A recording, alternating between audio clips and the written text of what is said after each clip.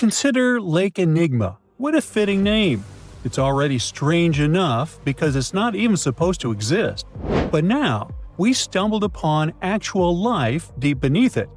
And this just might help NASA in their search for life in outer space.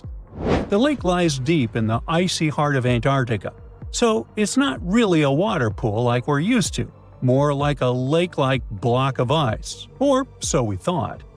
Just recently, Italian scientists discovered a secret that had been buried for ages, an actual body of water, and in this water, life is thriving. Various microorganisms, and even some weird little hunters. Which is super weird, since Enigma sits in a remote and harsh corner of our planet, the northern Victoria Land in Antarctica. The entire South Pole is cold, but in this place, temperatures can plummet to a horrifying minus 41 degrees Fahrenheit, though on average it's around 7. Chilly. Like we said, this lake shouldn't even be there at all. Antarctica is technically the largest desert on Earth, even though it's covered in snow, because it's super dry. There are zero rains, truly little snowfall, and the sun barely evaporates anything. And even if there is some water, the insane winds make sure to dry everything out super quickly. Putting on our thinking caps, this lake should lose an unimaginable 7 million cubic feet of water every year. Yet, the water remains. Why? No one knows. Scientists say there could be something deep underground that refills it constantly. They just have no idea what that might be. Maybe deep underground rivers, melting ice, or something else entirely. But hence the name, the Enigma Lake. The block of ice we mentioned is permanent and super thick, at least 36 feet of it, and that's higher than a 3-story building. So researchers decided to check out if there's anything beneath it. They used a so-called ground-penetrating radar, a super smart echo detector for the ground. This radar sends invisible radio waves into the Earth. When they hit something underground, like rocks, water, or anything else, they bounce back to the device. By measuring how long it takes for the signal to return and how strong they are, we can determine the distance and what exactly the radar hit. That's how animals like bats, whales, and dolphins can see underwater. And we humans stole this cool nature idea to research buried structures and hidden caves. Scientists used this device all over the Enigma surface. This way, they were able to create an entire map of this under-ice world beneath. The water itself wasn't surprising. It's the unique ecosystem in it that shocked them. Unfortunately, no secret monsters or extraterrestrial secrets this time. But there are microorganisms there that may not exist anywhere else on Earth. Somehow, these creatures have managed to survive in complete isolation and extreme cold. It's not that we don't know these microorganisms, we've met them before, just not exactly like this. There are a couple groups hanging out down there. The first one is Bacteroidota. They love breaking down complex molecules, especially in your stomach, and help digest tough plant fibers. They mostly hang out inside us, but in the outside world, we might occasionally find them in soils and oceans. Then Actinobacteriota, genius chemists among bacteria. They decompose organic materials and help the soil get healthier. They're also famous for producing antibiotics, so we owe a lot of our medicine to them. The third one is Pseudomonadota. These guys weren't a surprise. They're crazy adaptable. They can thrive pretty much anywhere, from soil to water to the human body. Some of them are good, helping plants grow and in nutrient cycles, but others can be opportunistic pathogens. Bad guys. But what is actually a surprise is that Lake Enigma has tons of passibacteria. They're ultra-small even for microorganisms and can barely do anything themselves. So they prefer to live in symbiosis or be little parasites, relying on their hosts for nutrients and other necessities. All these little chompers might be ancient. They could be remnants of a time before the lake froze over completely, which is hundreds of thousands of years ago. It's simply weird to encounter these bacteria in the Enigma Lake, especially the little parasites. Passibacteria usually love low-oxygen environments, But this lake is very oxygen-rich, not even mentioning an almost 40 feet of ice above. So all this means that even though we know who these guys are, this specific species might be new to us. They could have evolved with some unique adaptations and abilities using the lake's unusual chemistry. They probably rely on a super simple and delicate food web. Some of the microorganisms produce energy from light, well, whatever light gets down there, or the lake's chemicals.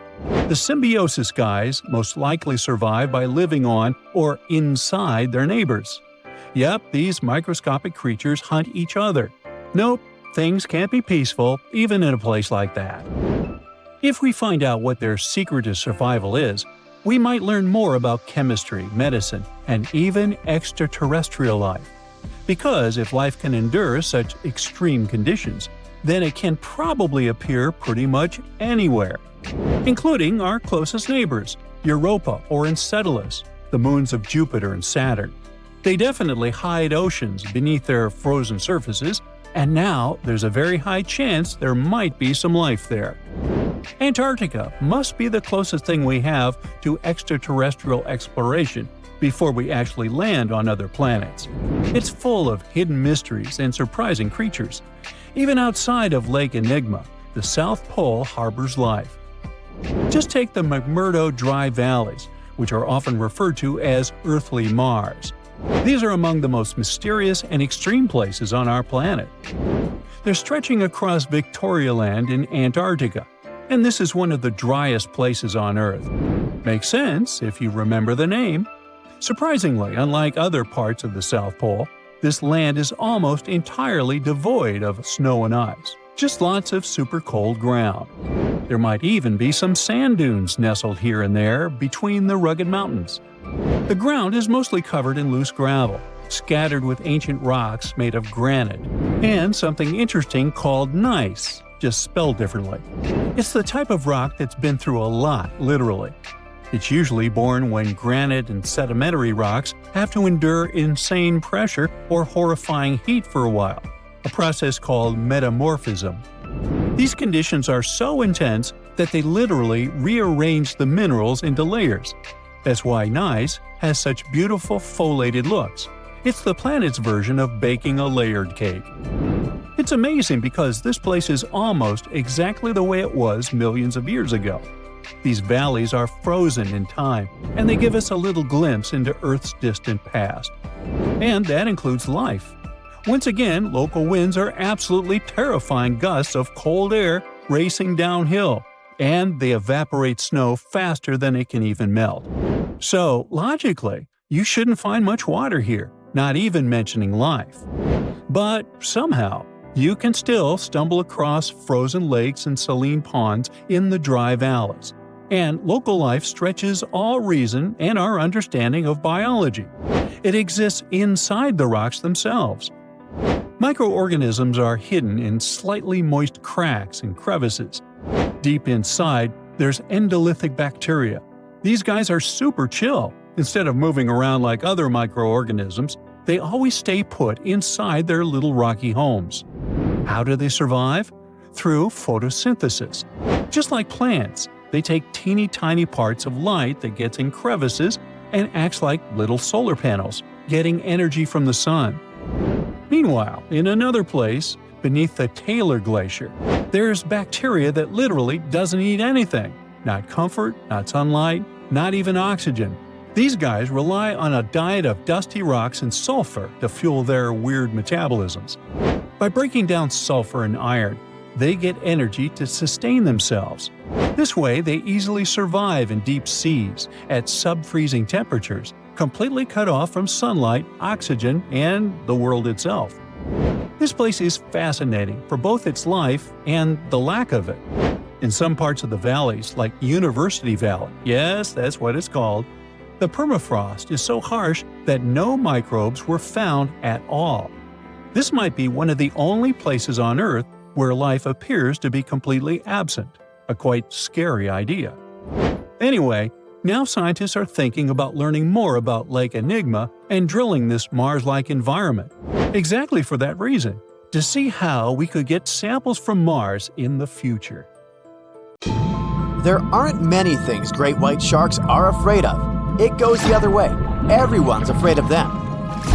These toothy creatures are pretty much at the top of the food chain. At least until there comes a mysterious fella that strikes fear into their bones.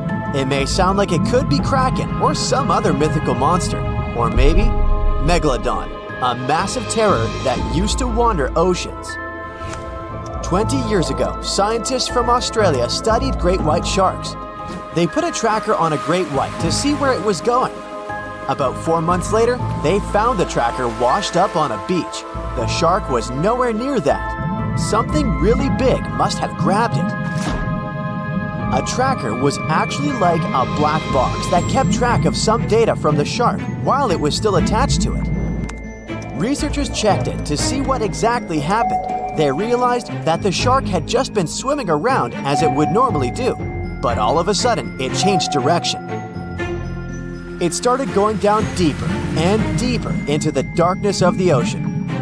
It came all the way down to 1,900 feet. The weird thing is that it's nearly 1,000 feet deeper than great white sharks tend to go. The tag data showed that the temperature went up to almost 30 degrees. It's shocking considering how cold the ocean becomes the deeper you go. So what most likely happened is that the great white shark ended up in the warm belly of some mysterious creature. It was probably way faster and bigger too. And the great white shark they tracked wasn't a small animal either. It was 9 feet long and it has almost a ton of muscles, which means it wasn't such an easy catch. But one creature had overpowered the great white, maybe even without too much effort, and dragged it into the depths. It's fascinating how it all happened in a vast undersea zone that goes deep up to 3 miles. Its depth is more than double that of the Grand Canyon, and there are lots of nutrients and natural gases coming from the Earth's crust. They attract many different life forms to the seabed. It's like a buffet for hungry predators, so they like to visit down there from time to time. Imagine many of them fighting over the last meal on the buffet. Whoa, wouldn't like to be in their way. Some researchers actually reported that they discovered dusky sharks and killer whales in the zone where our great white was dragged. However, this is still a bit weird, since they don't usually swim at such depths. Dusky sharks mostly don't grow bigger than great whites, so it's not likely that one of these could take such a strong predator down into depths so easily. It's a bit different with killer whales though. They can grow more than 30 feet, so they could take great whites without bigger struggles. I mean, they are their only natural predators. Also, they're quick enough to get them, so this would kind of be an obvious answer. Or, do you remember how we said a great white got dragged at the depths of 1,900 feet? Yeah, killer whales don't go down there. They tend to catch their prey on the surface. Fun thought for the next time you're taking a nice relaxing swim in the ocean, huh? Also, the internal temperature of orcas is similar to humans, about 100 degrees Fahrenheit. And the tag attached to the great white shark only showed 78 degrees Fahrenheit. The giant squid could be an option too when you think about it. We don't know that much about them because they live very deep in the ocean, so it's hard to study them. They live at a depth between 1,000 and 2,000 feet. The biggest one ever found was 43 feet long and a weight of nearly a ton. Nothing big, only several times the weight and height of the average man. Plus, they have power tentacles that can get a great white relatively easily. It can grab its prey even if it's 33 feet away. They usually go after shrimp and smaller fish. But in 2020, there was a case with a shark that had large tentacle marks on its body, which means even sharks aren't off the table. Giant squids are animals that go to the surface during the night to catch their prey. They sleep during the day, so it could go up to the surface, grab a shark with its powerful tentacles, and go down. But still, temperature changes in the shark's body means it ended up in the stomach of some warm-blooded animal. Giant squids are cold-blooded. It's good to know it wasn't a giant squid. It would give me a whole new perspective on taking a casual swim during my summer vacation, I'm telling you. It seems like the first ideas were all focused on some other scary deep-sea creatures. The last thing anyone could assume was, okay, maybe it was just another great white, only way bigger and, by that, scarier. And that was exactly the case, a 16-foot-long cannibal great white. It's normal among their species to eat one another from an early age. By the way, some other animals would eat some of their own species too. For example, Komodo dragons, African lions, leopards, and so on. This very great white weighed more than 2 tons, so no wonder it could grab this tiny fella the scientists tracked from the darkness and drag it to the depths. Or maybe it was the megalodon after all, finally revealing itself from the mystery of dark ocean depths. No, stop it. I was just kidding. Okay, maybe we haven't found Meg yet, but the ocean hides some really crazy things. Not always scary, sometimes really beautiful. Like this mysterious glow that scientists captured in the water some years ago. They realized the glow was coming from bioluminescent bacteria. Although they're not sure why bacteria gathered in such large numbers in the first place, they still got to enjoy a milky phenomenon seen from miles away. Then again, there's an immortal jellyfish. It can get to a certain stage of life and then revert back to its polyp stage when it's very hungry or in danger.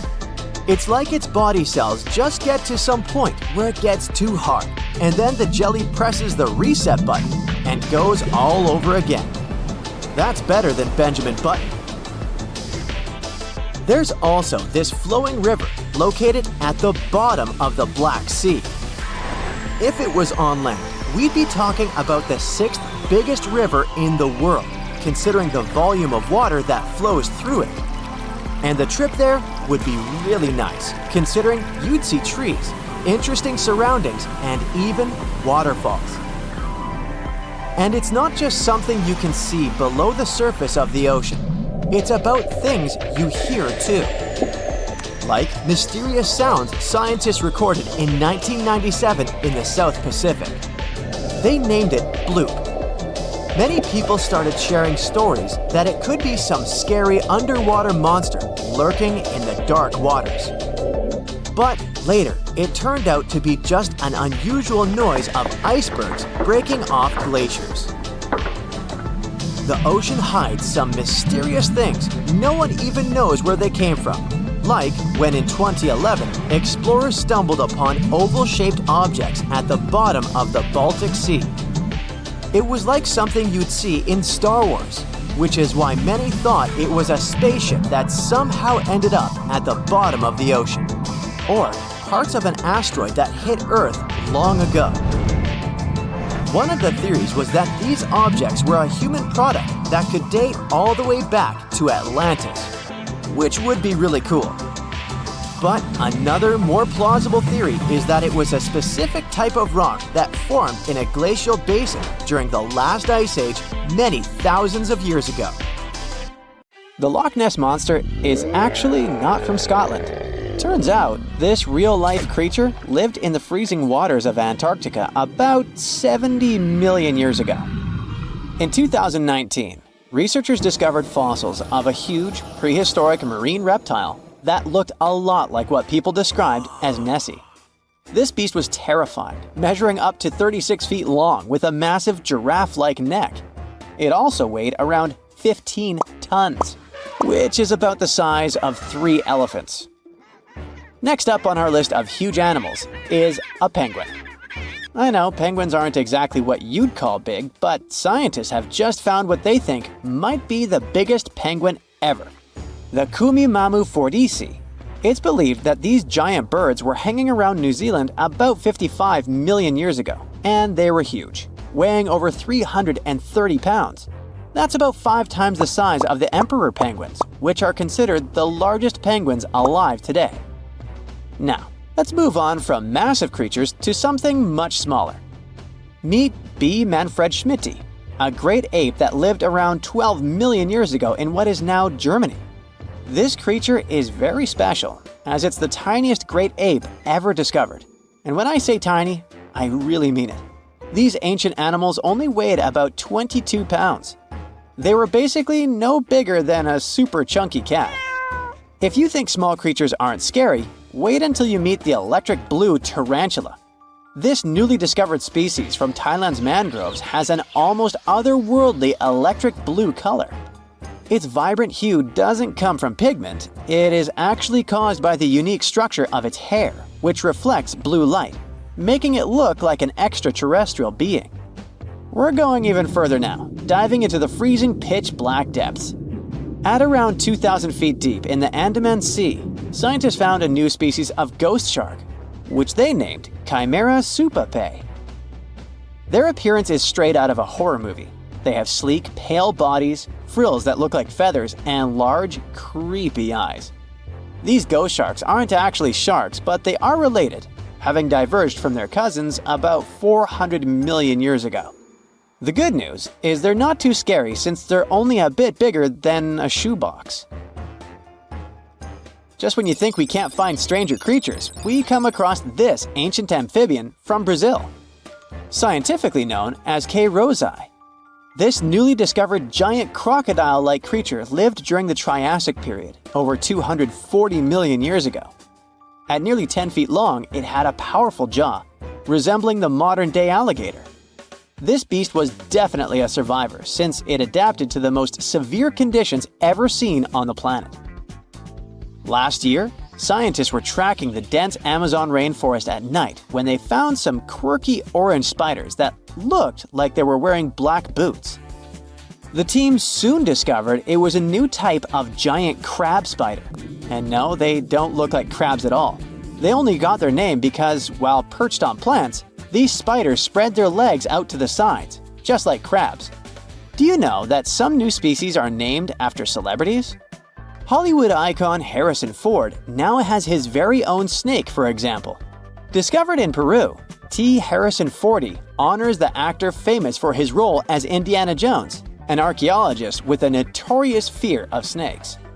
Unlike the film's menacing serpents, this new snake species is quite modest in size, measuring about 16 inches long. We also have the Rampholion princei, a small new species of pygmy chameleon from Tanzania that was named after US rapper and poet Prince Iya. He received this honor because of his work raising awareness about global environmental issues. Another celebrity namesake is DiCaprio's snail-eating snake, which hangs out in the shrubs of Panama's forests.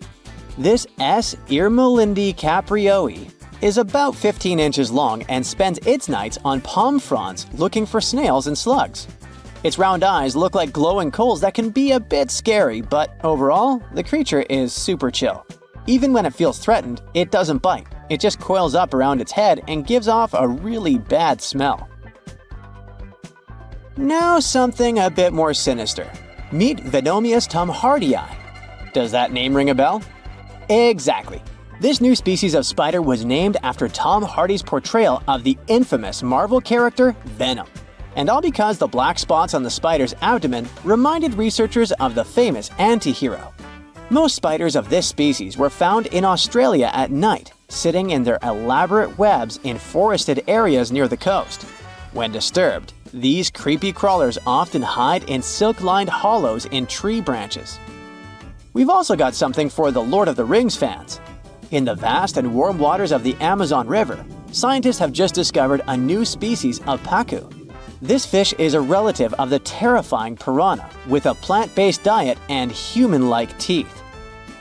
It was named Myloplus sauron because of a bold vertical black mark on its side, which reminded researchers of the fiery eye symbol of the villain Sauron from Tolkien's epic saga. Wait, is that a tanned capybara or a wild dog? Well, actually, it's neither. This is a newly discovered dwarf deer. This tiny creature, about the size of a basset hound, scurries through the forests of Peru. The combo of large eyes, stocky body, and short legs makes this animal simply adorable. This cute little deer is the complete opposite of what we've got coming up next. This bizarre-looking creature is what we believe the beast of 5 teeth might have looked like. Its fossils, found in Chilean Patagonia, showed that it lived during the age of dinosaurs, about 72 million years ago. This finding is just another piece of evidence that mammals had been roaming around that part of South America much earlier than we thought. Moving from the forests of South America to the deserts of Australia, we come across a sand dragon lizard, known scientifically as Cteniferus tayacalpa. With its sandy color and long, lean body, this lizard looks like it could star in a Dune movie. Discovered last year, this sand dragon lizard blends in perfectly with the hot sands of the Great Victoria Desert in southern Australia.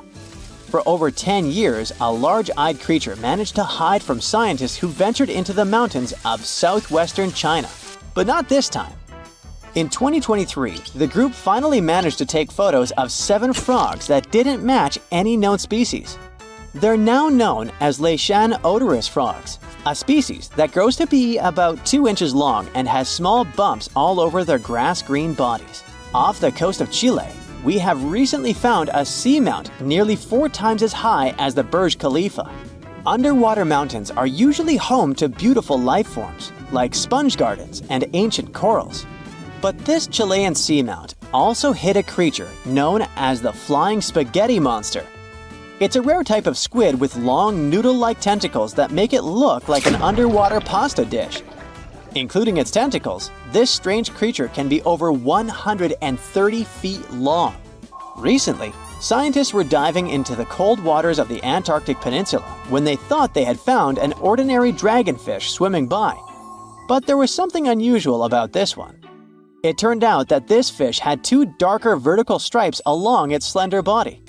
That's when they realized they were looking at a new species, the banded dragonfish. From bizarre sea creatures to a cute one. In 2017, locals were diving near Kume Island in Japan when they found the skeleton panda sea squirt. This deep-sea oddity quickly won people over with its look because its black spots actually resemble a panda bear's eyes and ears. At least if you have a good imagination. This unusual creature filters water to catch its food, and is yet another reminder of the ocean's hidden wonders. The whole internet is buzzing about an unusual discovery on Google Maps in Antarctica. Southeast of Japan's Showa Station, someone noticed a giant door standing out in the icy landscape. Some call it Bigfoot's vacation home, or a shuttle from Star Trek. Others say it's a blown-off Boeing door that somehow ended up in the snow. Scientists have a way less exciting explanation. It looks like the so-called doorway is actually part of fast sea ice. It floats near the coast where the water is shallow and islands are scattered around. This spot could simply be an iceberg that got stuck and is slowly melting right where it is. You can see other icebergs nearby in the same area. Ice flowing around a solid underwater rock could have formed a natural pattern. The ice is pretty thin here, and because of the rocks underneath, the ice forms unique shapes.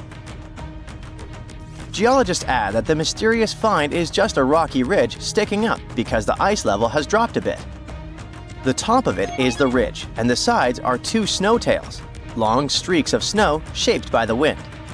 These snow tails show which direction the wind usually blows in this area. The previous mysterious Google Maps find in Antarctica was a pyramid that turned out to be a mountain. You can easily find it if you scroll all the way to the Ellsworth Mountains. It's the tallest mountain range in Antarctica, and it stretches for almost 250 miles. It's not the first pyramid on this continent, as explorers from the British Antarctic Expedition found another unusually shaped mountain and nicknamed it the Pyramid. But this one didn't have a pyramid shape after all, so nope, there are no pyramids in Antarctica. Sorry to ruin it for you. In 2011, scientists from Chile found a strange fossil in Antarctica that looked like a squashed football. It received the nickname The Thing because it looked like something from a science fiction movie. It turned out it was a giant soft-shell egg from around 66 million years ago. It was more than 11 inches long and 7 inches wide. The only bigger egg ever found was of the extinct Madagascan elephant bird, which was 1.5 times as tall as Michael Jordan. The Antarctic egg is also special because it's the first fossil egg ever found in this part of the world. So, whoever left it there must have been huge, probably a giant sea reptile that lived long ago, like a mosasaur. This is surprising because most scientists thought these creatures didn't even lay eggs. The egg is also unique because it has a thin eggshell and no pores, which is totally different from most dinosaur eggs. Scientists did a lot of work and studied 259 types of living reptiles, like lizards and snakes, and their eggs. From this, they figured out that the creature who laid the egg was probably at least 23 feet long, not counting her tail. During the late Cretaceous period, this part of Antarctica must have served as their nursery. Paleontologists have found bones of tiny mosasaurs and plesiosaurs in the same area, as well as bones from the grown-up ones. If you've ever lost your ID and still can't find it, try looking under the Antarctic ice. Well, at least it worked for a man who was reunited with his security access card after 21 years.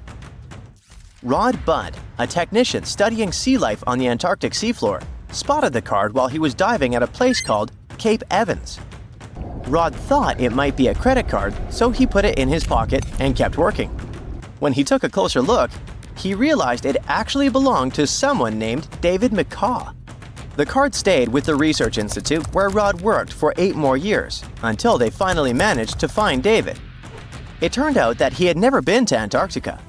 In 2003, someone broke into his car in Wellington, New Zealand, and they tossed the contents of his briefcase into the harbor. So, the card traveled over 2,400 miles in 13 years. There aren't even ocean currents that move directly from Wellington to Cape Evans. If the card went through different ocean currents, the journey would take around 1,000 years. So maybe it got attached to something else that could float more easily, like a piece of debris or a plant that can grow on objects and make them buoyant. Or maybe the person who took David's briefcase was on a ship that went to Antarctica. Or the card somehow stuck to the bottom of a research boat that ended up there. In case you want to see probably the coolest find from Antarctica, you gotta head to the 2025 World Expo in Osaka, Japan. They'll display a meteorite the size of a rugby ball that came all the way from Mars. A Japanese research team found it in Antarctica in the year 2000. They believe a massive asteroid impact blasted the meteorite off its home planet before it traveled through space and landed on Earth. It's one of the largest Mars meteorites ever found, weighing 28 pounds. Scientists studied the gas inside the rock to confirm it's from Mars, and they also found special minerals inside that form when water is present. This means Mars likely had water a long time ago. So, studying the rock may help us learn more about whether life could have existed on a red planet. A team of sound experts found a huge underwater canyon in Antarctica, thanks to bad weather. They had to pause their work at the Casey Research Station. Instead of waiting around, they decided to use the unexpected free time to map the seafloor near Adams Glacier. And that's how they found a canyon that is almost 7,000 feet deep, almost 30,000 feet wide, and stretches over 28 miles away from the glacier. The icebreaker they were on uses a special tool called a multi-beam echo sounder. It sends out sound waves in a fan shape under the ship, then listens for the echoes to create a detailed map of the ocean floor. During the mapping, they discovered just part of the canyon before they had to return to the research station. But when bad weather returned, the ship went back and mapped even more of it. They were working among waves up to 13 feet high and winds up to 50 knots, but they still managed to get about 15 hours of data to complete their map. On their way back to Australia, they stopped one last time to fill in any missing spots on the map. This advanced mapping technology is helping scientists learn more about the history of glaciers and ocean interactions in Antarctica. A scientist was browsing through satellite images for brown trails of penguin droppings and found 4 new colonies of emperor penguins in Antarctica. This means there are now 66 breeding colonies for this vulnerable species. These new colonies likely have been around for years, though they're mostly small, with fewer than 1,000 pairs of breeding penguins each. Some of these colonies are close to other penguin areas, like the one that's not far from an old research station that never reported penguins nearby. One of the new colonies was found close to a place called the Lazarev Ice Shelf, where there used to be a larger penguin colony. They thought this colony went extinct in 2019, but it seems the penguins have just moved a bit because of changing sea ice conditions. If we add the newly found penguins to the total population of this breed, it doesn't change the picture a lot. But it can help scientists see how emperor penguins adapt to the changing conditions.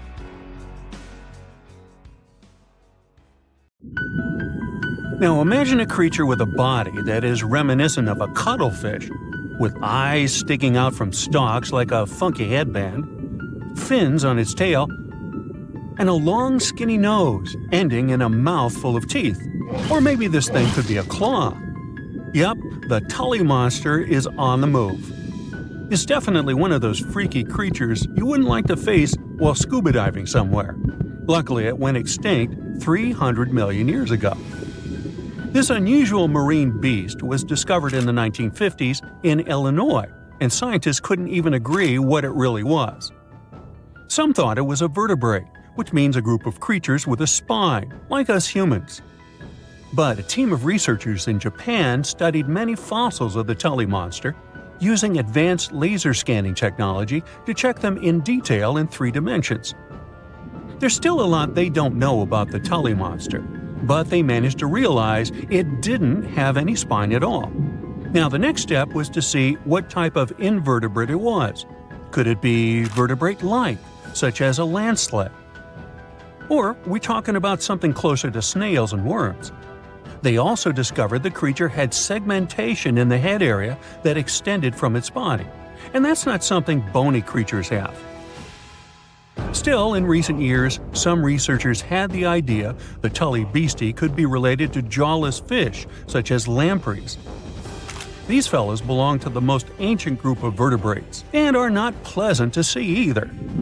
In the case of lampreys, we're not talking about extinct animals. They're still out there somewhere, wandering the ocean and scaring other animals, or you, if you see it in the northern and western parts of the Atlantic Ocean where they live. And they've been here really long, even before the dinosaurs. A long time ago, long before humans or I even existed, there were eurypterids, weird creatures from a group we call arthropods, which includes spiders, insects, and crabs. But eurypterids were unlike anything you've ever seen before. They had a body shape similar to horseshoe crabs, with many segments that made up their body. Instead of legs, they had special appendages at the front that acted like oars.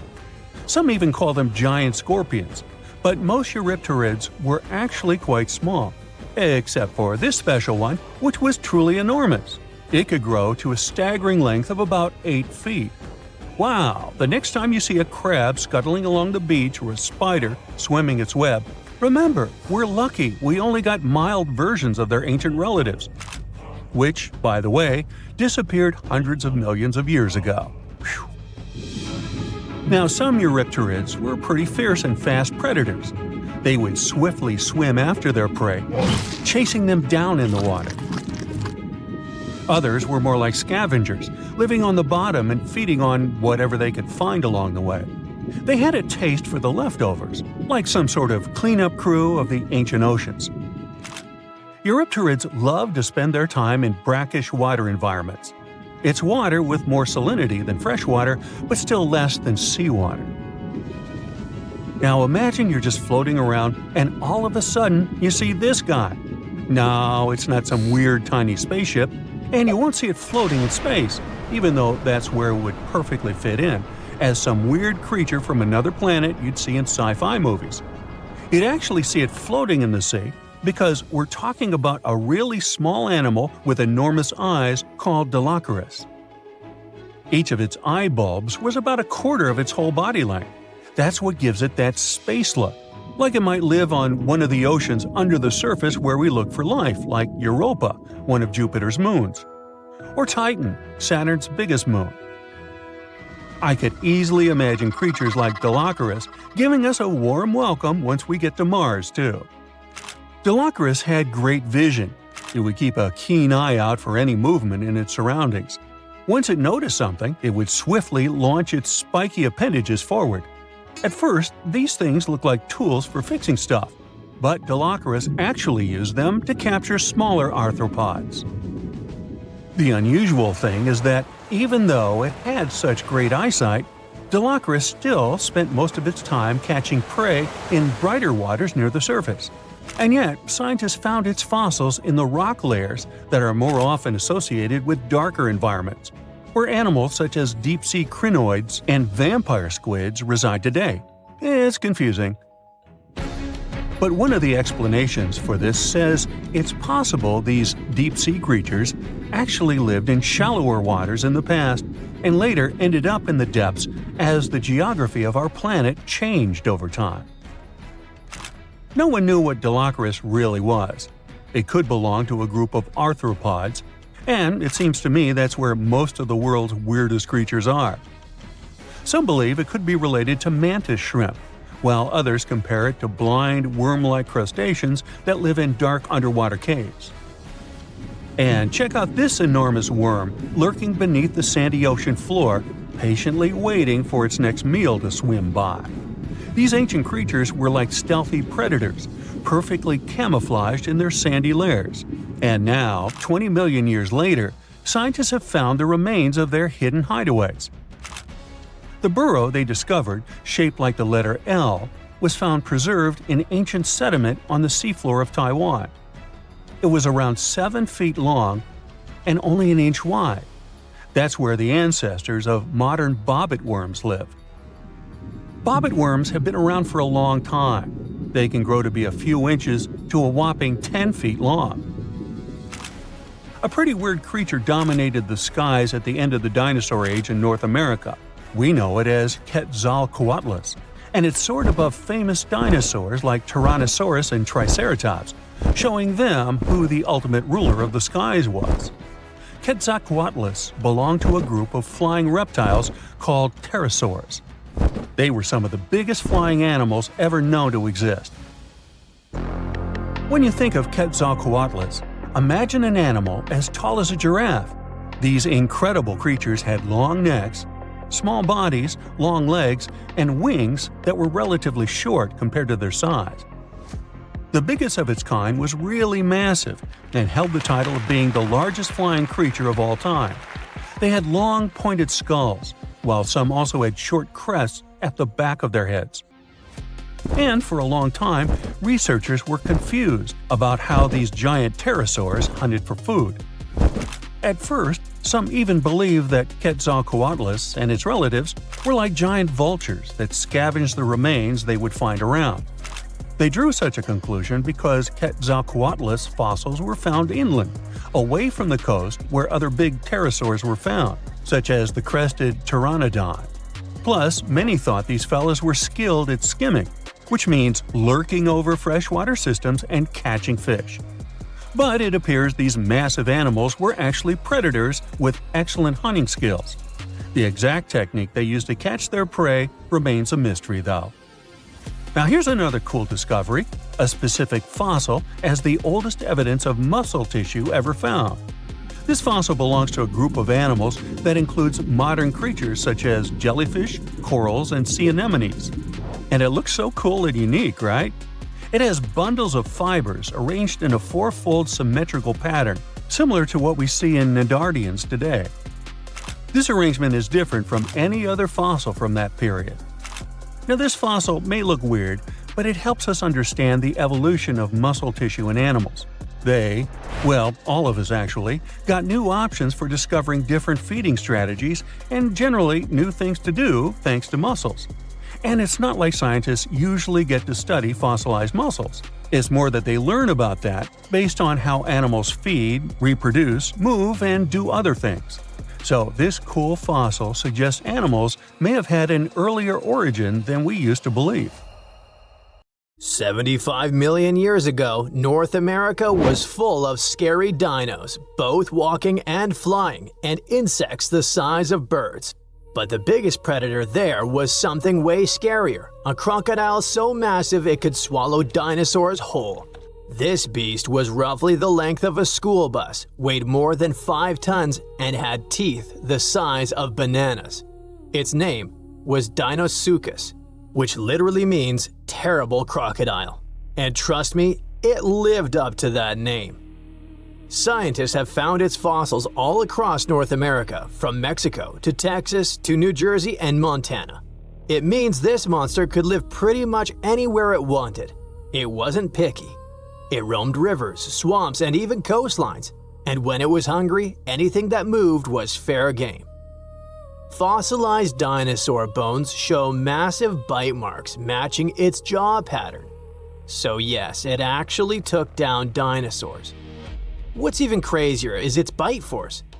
Based on skull reconstructions, scientists estimate it could crush bones with more power than T-Rex. So if a T-Rex ever got close to the water, it might have ended up as lunch. But Deinosuchus wasn't just a bigger and meaner version of today's crocodiles. It was more closely related to alligators. Recent studies show that it actually belonged to an ancient branch of crocodilians that split off before the ancestors of modern alligators and crocodiles. It was like that weird cousin in your family tree who doesn't quite fit in, but somehow looks like everyone. It had traits from both groups, like salt glands that helped it survive in both freshwater and saltwater. That's rare because most crocs today can't handle salty environments for long. This feature might have been its secret superpower. Around that time, North America was divided by a massive inland sea called the Western Interior Seaway. It stretched from the Arctic Ocean down to the Gulf of Mexico. Deinosuchus could travel across it, sneaking along the coasts and striking anywhere there was food. Still, scientists argue about its favorite hangout spot. Some say it mostly lived in rivers and swamps, and the fossils found near the coast just happened to be preserved better there.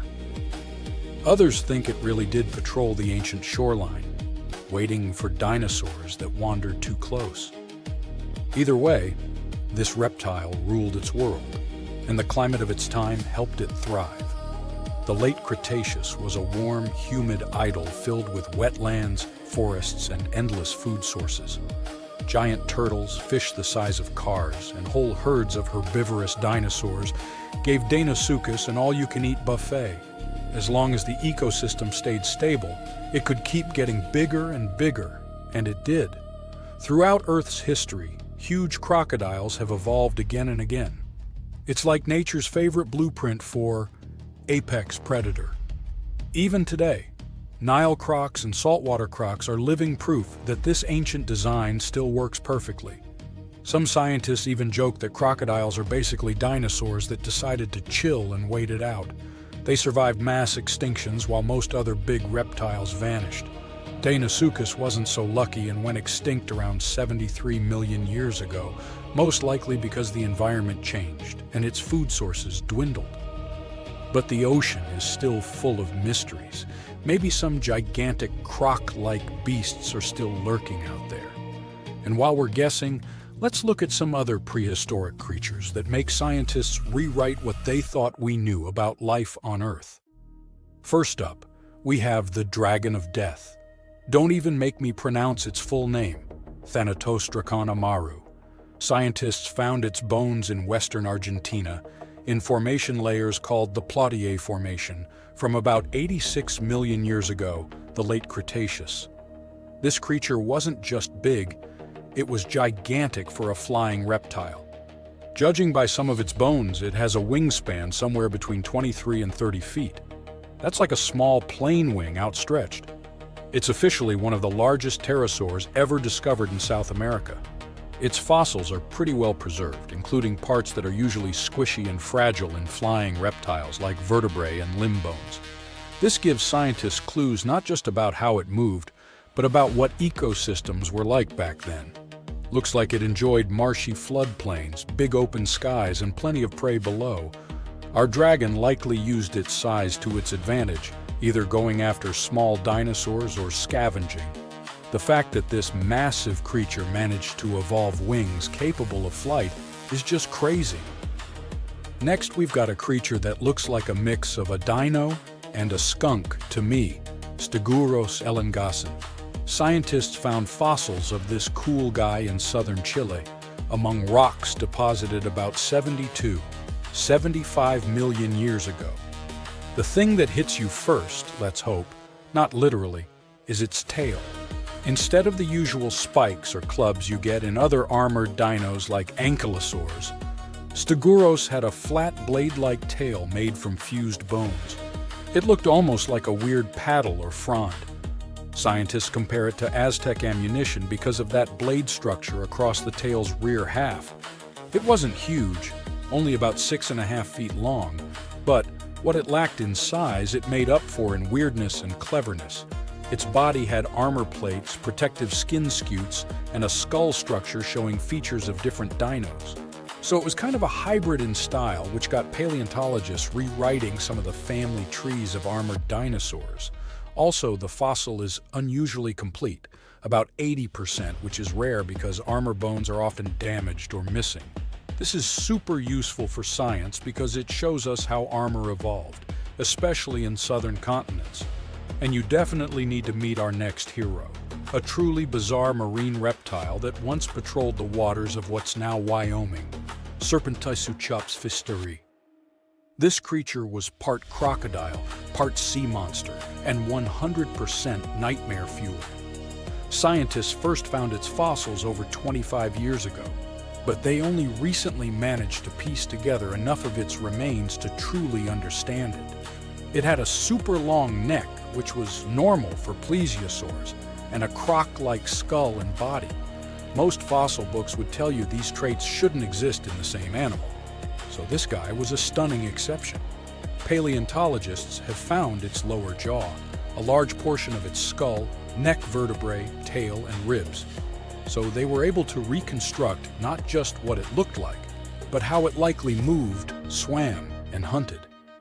About 35% of its body is preserved, which is not so often for marine reptiles, and it lets scientists learn a lot about its lifestyle. With its long neck and the power of a crocodile, plus a super combo of speed, reach, and bite, this guy was most likely a top predator of its time. Last but not least, we have this cool dino, Duonicus tsokhtbatari, that lived in Mongolia's Gobi Desert around 90 to 95 million years ago during the Cretaceous period. It wasn't a meat-eater like T-Rex, but more of a plant muncher. It grew to about 10 feet long, roughly the size of a tall adult human lying down, and weighed around 575 pounds. Pretty hefty for a leaf-eater. The craziest thing about this heavy guy was its hands. It only had 2 fingers on each hand, and each finger carried a giant curved claw about a foot long, covered in keratin, the same stuff your nails are made of. That keratin actually added over 40% to the claw's length, which is super rare to see preserved in fossils. Because of that, scientists can actually study the full shape and structure of the claw, not just the bone. Its hands weren't just for show, though. We can see fused wrist bones and stiff joints in the fossil, which means it could grab and pull down branches to eat leaves. So, having fewer fingers could actually be a bonus if your goal is to reach and rip down vegetation. It's a really cool example of how dinosaurs adapted in weird and specific ways to survive. So, what do you like to listen to? Music? Podcasts? Maybe the sound of rain or the crackling of a campfire. But what about listening to the ocean? Not the familiar crash of waves on the shore, but sounds captured deep on the cold ocean floor. Sounds that send chills down your spine. Sounds of something big, dark, and possibly alive. And the most unsettling part is this.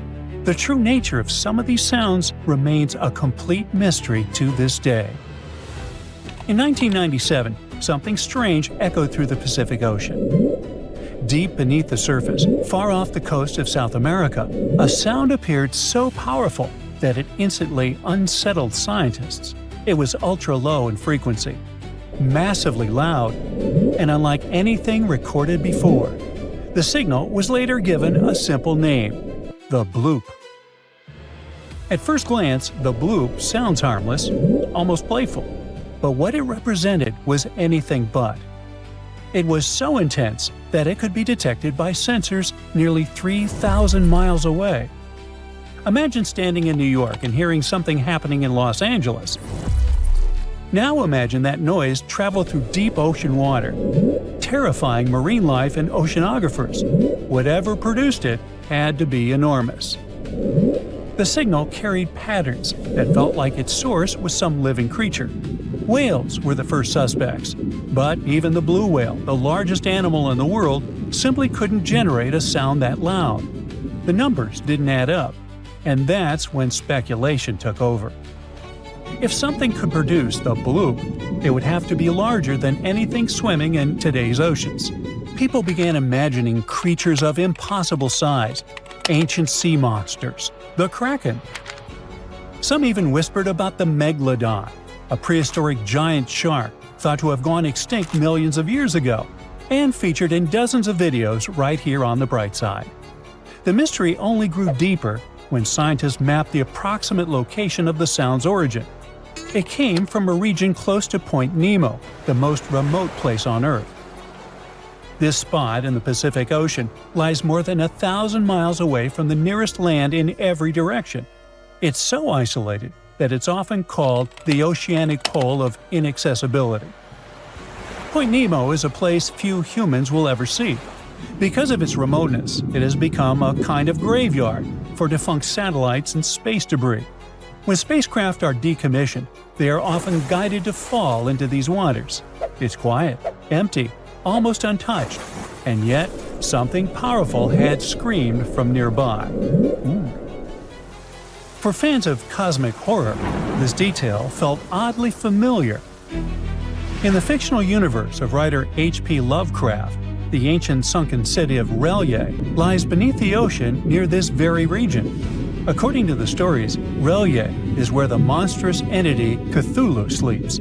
It's a powerful, scary, intelligent creature, lying dormant for thousands of years, ready to awaken and bring about the end of the world. Of course, Cthulhu is pure fiction.